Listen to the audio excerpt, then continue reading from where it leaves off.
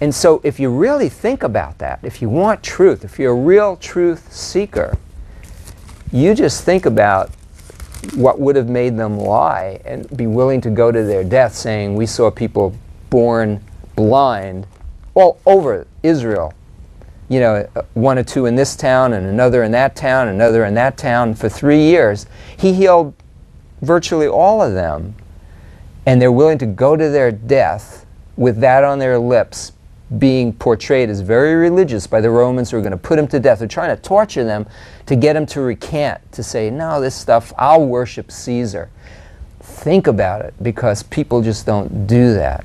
Jay, you were going to say something? Well, Barrett, if you do have a Bible, you might want to read John chapter 9 about the man born blind receiving sight. And Jesus is dealing specifically not only with the physical healing here, but more the spiritual blindness. As Mike was just talking about, in all of us around the world who were born blind, spiritually dead, dead in our trespasses, full of sin, and it was Jesus who gave us that sight. And if you truly listen to our testimonies, they're all like a snowflake. They're unique. How He, as we set our hearts towards Him, who are you? I want to know the truth.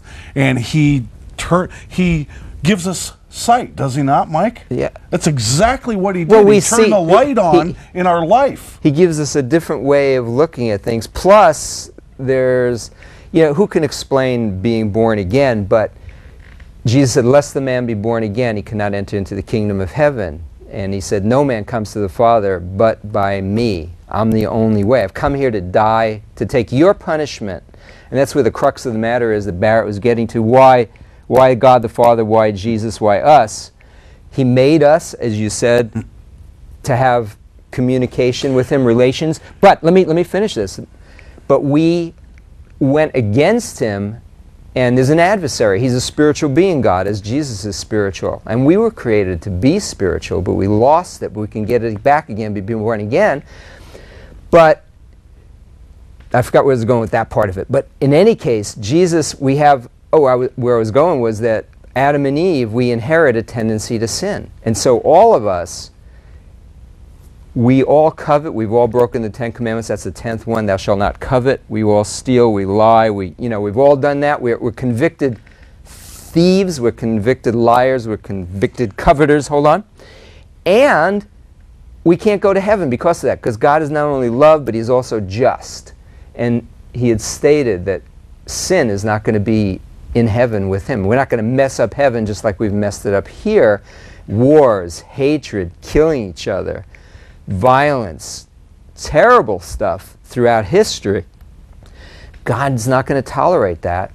And Jesus came and said, look, you're messed up. You've inherited a tendency to do it. And the penalty is separation or death forever. But God foresaw that this was going to happen. He knew that Adam and Eve were going to be tricked. All He wants you to do is recognize and admit that, hey, yeah, the world is a mess. It's violent. It's crazy. It's been that way since the beginning. There doesn't seem to be any hope of stopping violence or anything like that. But this book says that, and the evidence is, as we've been talking about, is that this man Jesus came here, showed He was unique among all human beings, said, I am part of the Godhead. He talks about, before Abraham was, I am, and other places like that, indicating He was God. That's why my fellow Jews wanted to stone Him, because He was saying He was God in essence. Before Abraham was, I am. It says they picked up stones to stone Him. So you've got this God-man, Jesus, saying, I'm here to take the penalty because I didn't do anything. I can take the penalty for me. I'm innocent, and all you have to do is accept that as your payment for you. How simple a thing is that? And then just try and live a good life. What's wrong with that? Think about that. Think about the testimony of those blind people, the dead people who were raised from dead, who said, I'm alive now. I was one of them. Well, physically, the evidence for that people are not going to go to their death lying about it, those who saw it, those who had it happen to them, Stuff like that. We've got about 4.5 minutes left before the end of the program. So if you've got a quick call, you could do it now. Jay, any other thoughts relating to that? So that's the answer, basically, in a nutshell, to Barrett's question. If you really want to know the answer, read the New Testament and ask God to show you. That's the best thing you can do, because God says that His Word is alive and it's powerful, like a sharp two-edged sword that cuts into the bone and into the marrow. It's powerful spiritually. Do you believe that? Yes, I do. So can I use some of that sharp Go right ahead. word? 2 Corinthians chapter 2. But as it is written, eye has not seen, nor ear heard, nor have entered into the heart of man the things which God has prepared for those who love Him. But God has revealed them to us through His Spirit. For the Spirit searches all things, yes, the deep things of God. For what man knows the things of a man, except the Spirit of a man, which is in him? Even so, no one knows the things of God, except the Spirit of God. And it goes on talking about, we have received that. Do you want that? Do you want to receive Him? The natural man cannot understand the things of God. You know, if you don't receive Him, what happens, Jay? Well, then you're going to be eternally separate from Him, and as the Catholics called, anathema. But you're not Catholic anymore, per se. Not Roman Catholic. You're universal believer of the word Catholic. I am a born-again Christian. Right. Not by my will, by His will. So you're separate from God. You're anathema. Means Jesus talked about it and said you burn for eternity. It's no fun. Right. So, He said there will be wailing and gnashing of teeth. People will beg to die and death will elude them. He describes hell very clearly.